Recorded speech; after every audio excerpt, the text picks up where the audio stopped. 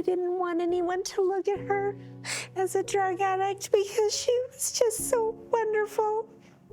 And their stigma is horrible. I didn't want her to be treated badly, even in death.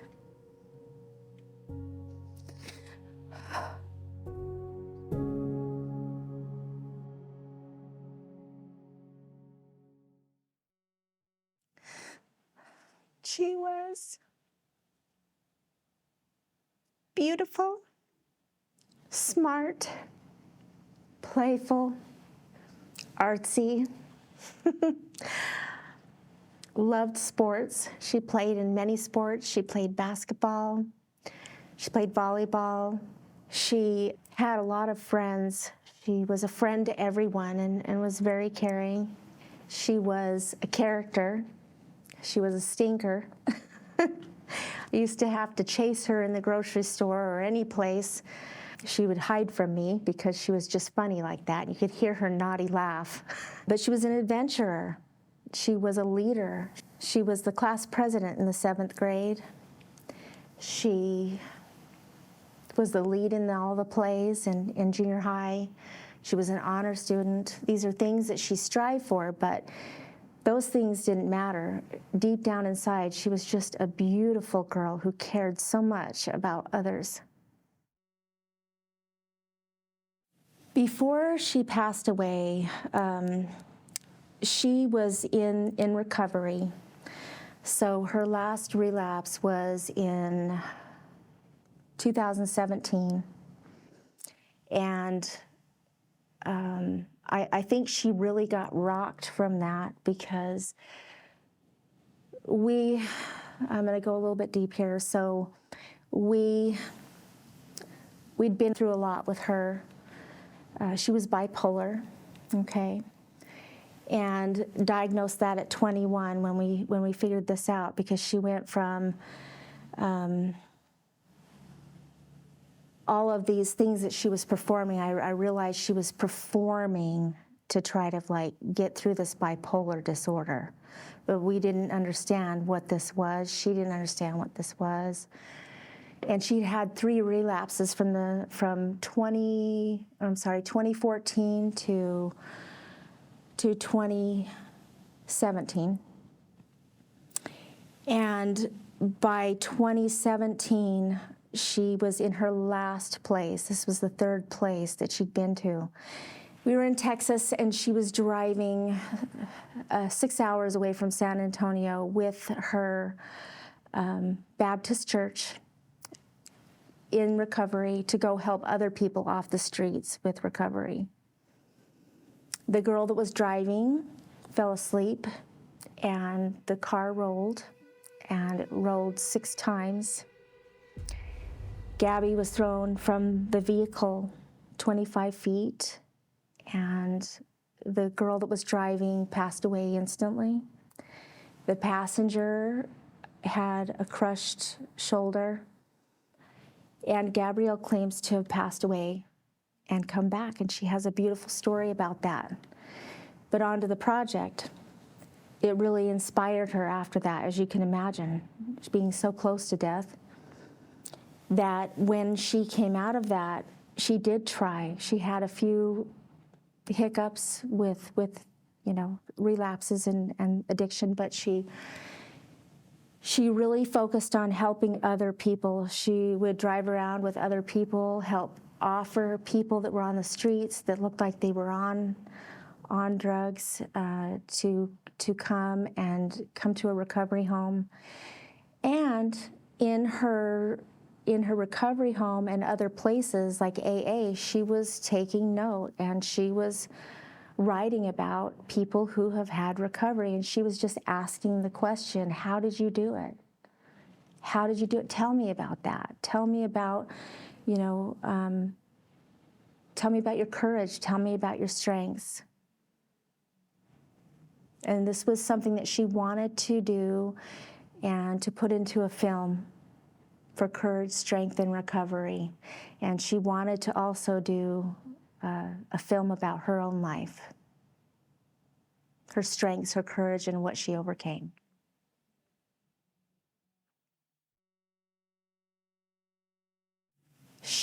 she admitted to me that when she was in high school, she was on the basketball team. She worked really hard. She always worked hard at everything she ever did, whether she was doing a homework assignment or doing other kids' homework assignments, which is what I later on found out. She would even charge them for their homework, which is kind of embarrassing, but funny at the same time. But she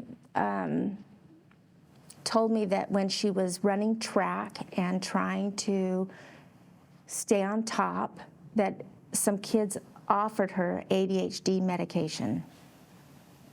And that's where it started. But I also believe that it started with over-the-counter pills like Tylenol, ibuprofen. In fact, I know that's where it started. And because I would catch her taking like 20 pills in a 24-hour day, which is not right. We'd have to monitor her. That's where it began. So she played basketball all 3 years. She was on the varsity team.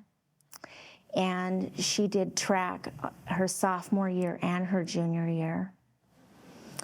And I saw the decline in her and a change mid-junior year.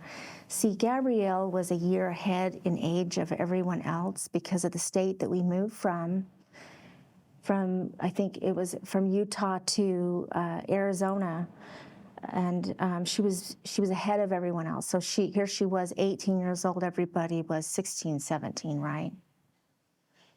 And so around 17, she started to feel like she wanted to have freedom and wanted to live her own life and didn't want her parents telling her what to do because she was getting closer to 18. She didn't like that. But she was a very headstrong young lady. But she just ran in with a wrong crowd, the wrong crowd. I know that's what happened. She met some boys whose family came, they were military, which was surprising, but you'd think with that they wouldn't be into things, but I later found out that they were smoking marijuana. I don't even know what else they were doing. I know it was the marijuana at first, so I think that's where she was introduced to marijuana and cigarettes mid-junior year. So we tried to stop that. I had no idea that she was also doing Adderall, which is the ADHD drug that she was getting from other kids at the school. And she had a pizza job, so she was making pizzas also. She had a job, and so she was able to pay them for the Adderall. At 21 years old, when I was sitting in a mental hospital with her, she allowed me to come in with her to the initial onset interview where they have you come in to check you in. And it was both a blessing and a curse, too, to listen to her own testimony about how she got involved in drugs. That she was doing it under my nose. And as a mother, I should have known that, and I didn't see it coming because she was very good at hiding things. We tried. We monitored her pill intake when it came to just, we locked everything up. We did try. But she was my firstborn, and I really didn't know any better. And looking back, I really wish that awareness was more prevalent, and that is why I'm here today. Because awareness needs to be taught by pediatricians to the parents. Awareness needs to be taught in schools. Awareness needs to be taught in churches. We need to be a community. We have fallen apart as a village. It's not okay. Our children are dying. My child is dead, And she was going to be an amazing contribution to this world. And it's lost now. And that's why I'm here.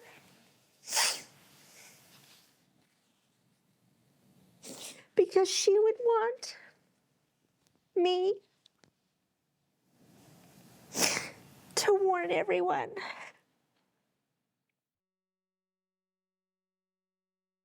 When she turned 19, right after high school, she moved out, wanted to be away from our house and do her own thing. And she moved in with a boyfriend. And the parents of the boyfriend decided to move back to Texas. Her mother worked for a big company in Texas, and they needed to move, and Gabrielle decided to go with them. And so she moved to Texas, and we followed her, because we're just that kind of family. We followed her. We knew something wasn't right, and so we followed her, and we ended up in San Antonio, and that's where things started to fall apart for her. So by the time she was 20 years old, she was in full addiction. She'd had a big breakup with this boyfriend. It sent her into a bipolar spiral, which we didn't understand what that was. She came home and then just disappeared, left all her stuff on my floor in the front room in a big mess. Even her hamster, I didn't even know she had a hamster, was in the middle of all that pile, and ended up homeless in her car for over Mother's Day weekend even. And that was the scariest part, because I didn't know where she was. She disappeared, I think, for 6 weeks, and that's when she fell further into addiction. And so from there, the people that she fell into a crowd with under her manic episode introduced her to the needle, and usually, typically, they will put the needle into you. You don't do it yourself. And that's what happened. And she was addicted immediately. She was introduced to heroin and methamphetamine. Methamphetamine became her drug of choice because she was bipolar, you see. And when you're bipolar, you're either high or you're low. I guess there are different ones, but she was diagnosed 1 and 2. 1 and 2 bipolar. So those were the early 20s. And by the time she was 21, I was able to get a power of attorney on her. And she signed the paperwork, and I got her into a treatment center,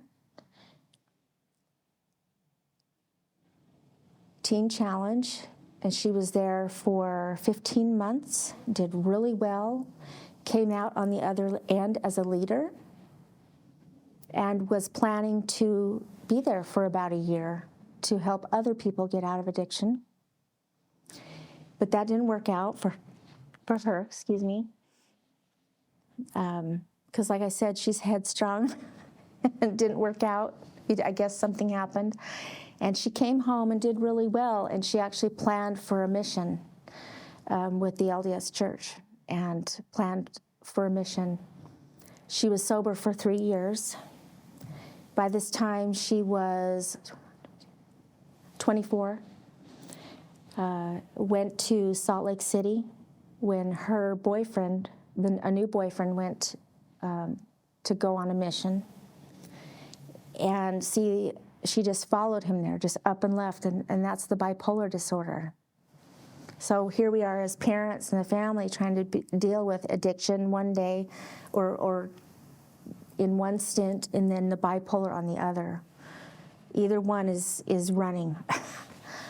So She went to Salt Lake City, did fine, and then one day I could tell that she was in her bipolar manic disorder. You can see it in their eyes and in their actions, and she just got in her car one day with a friend and ditched the whole mission. It was paid for. She was supposed to go on a mission. We hadn't got the call yet. She got in the car from Salt Lake City in one night and drove to San Antonio, Texas. Drove straight through. It's a long-ass drive. It is. But that's bipolar. No offense to anyone who has bipolar, but when it's unchecked, and she was unchecked, she wasn't keeping up with being on a certain medication that she was supposed to be on at that point. And there was nothing I could do as a parent of an adult. So when she came back, she fell into addiction again with the first boyfriend that got her into, or the first crowd that got her into that when she was 21. And it was on again from there. She was sober and doing amazing for 3 years, which is great. She could have made it. So in 2017, she was back, had a relapse, and this time it was really bad, worse than the first time. She had several seizures. She claims to have almost died several times. But they don't understand that. They just know what their substance abuse disorder brain tells them. So from 2017, we actually helped her fight that for about 10 months.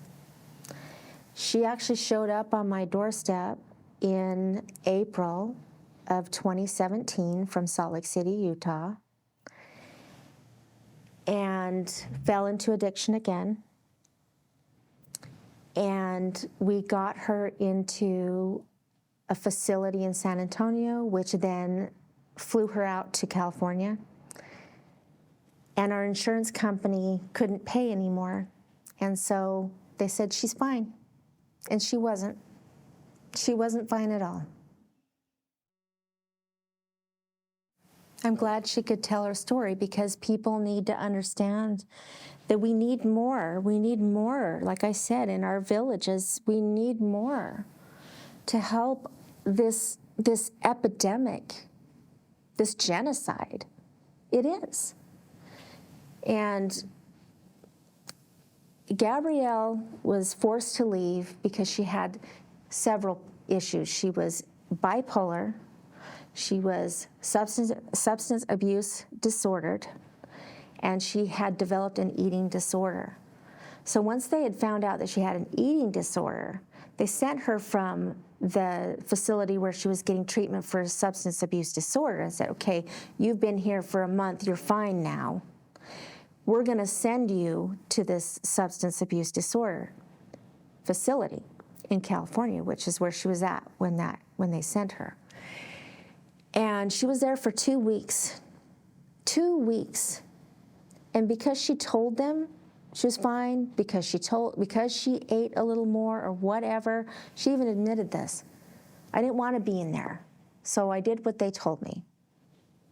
She was not okay. She was not okay. And so here's this beautiful, bright girl gets sent home to us, and I don't have what I need to help my daughter stay mentally well, but I'm doing my best. You know, I've got two kids at home, one with cerebral palsy and one that's autism. Go figure. I got my plate full here. And I'm having to also do that. And where do you turn? Who helps you? You have to have money to do that. And we spent a lot. 3 substance abuse centers over the last So 14 to 17, 3 years. It's a lot. So Gabrielle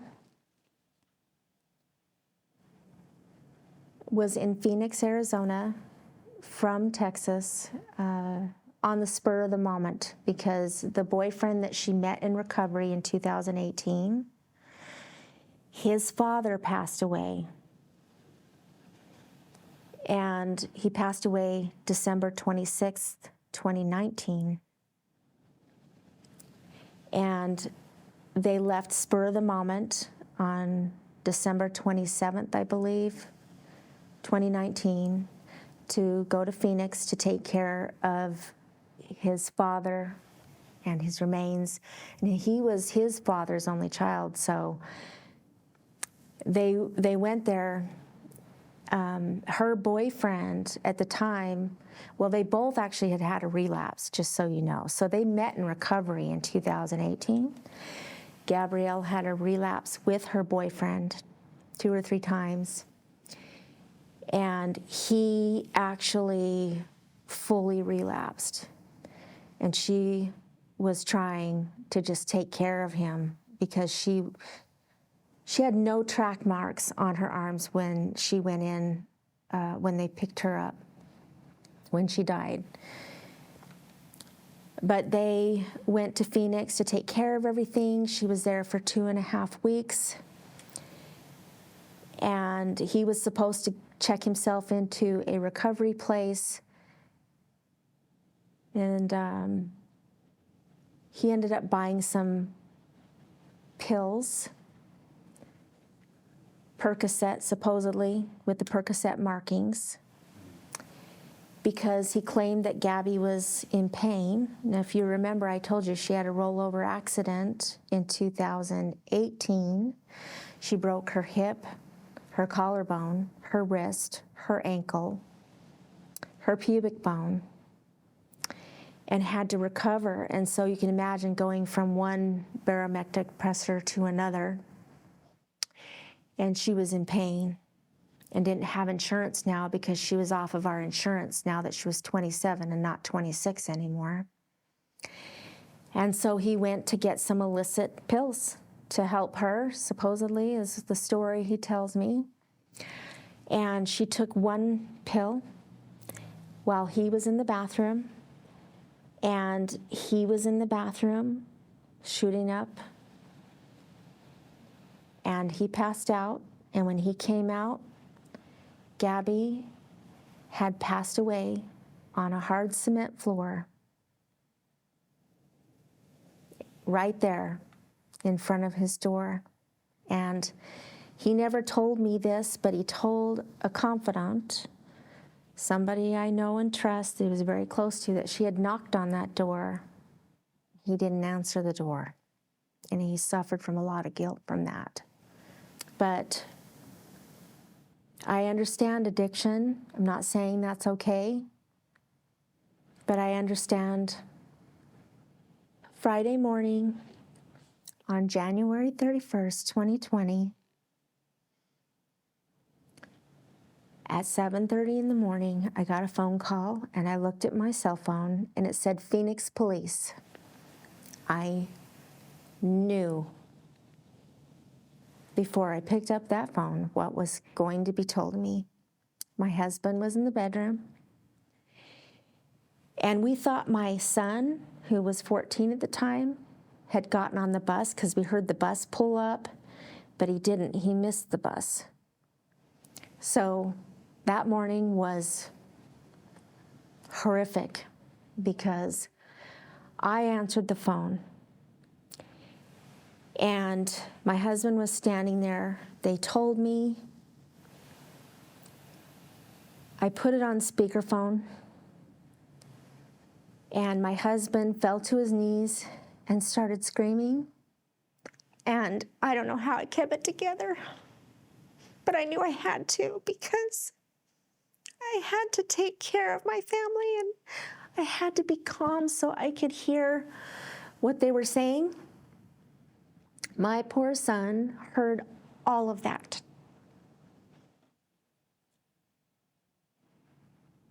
At the time, he was low functioning autistic. I can't imagine what that must have done to him.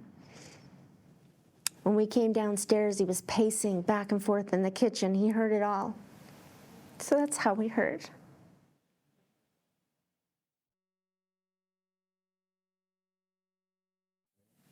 She passed away in Phoenix, and at the time we lived in San Antonio.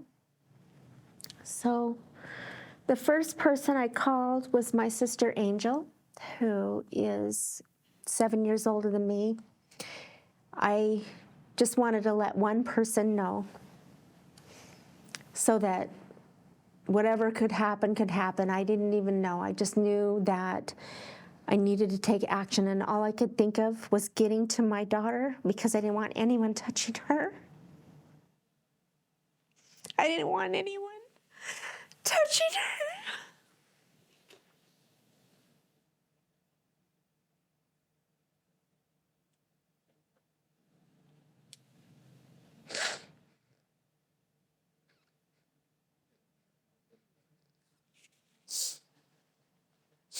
But my family came together for us, and we were able to race to get there. We drove with our kids.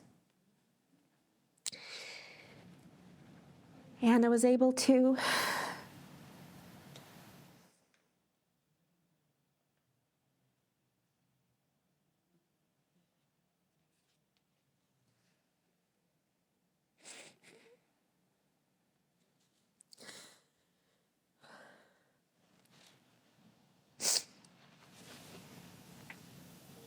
do all I could do to protect my child, even in death. The police just shoved it under a rug. They closed her case in 3 months. They only asked the boyfriend once what happened. Once at the scene. They didn't call to question him. They secured the scene. They called it a crime scene. They recovered lots of needles and drugs on his behalf, and the amazing part about him is that he told the truth. He really did. He told as much truth as I think he was comfortable telling. He owned up. He owned up, and which is, considering the circumstance, very commendable. And he admitted to buying her those pills. And that is why I held off on pressing charges.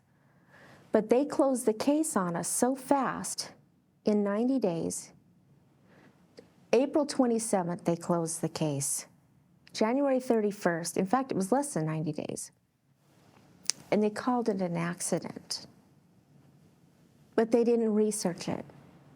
After I got the report, and I didn't understand what fentanyl was.